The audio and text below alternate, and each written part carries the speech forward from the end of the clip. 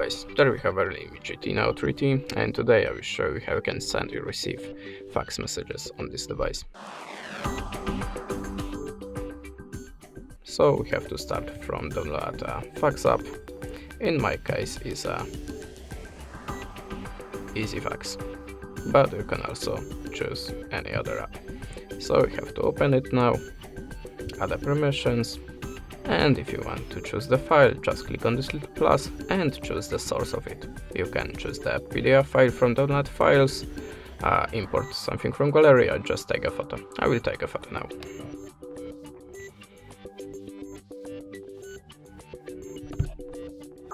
How you can see, now we can add just a shape of your document, and if you are ready, click here. Now you can also choose the filter for it and add a signature by clicking this icon and the text by this. And you can also clear everything by this.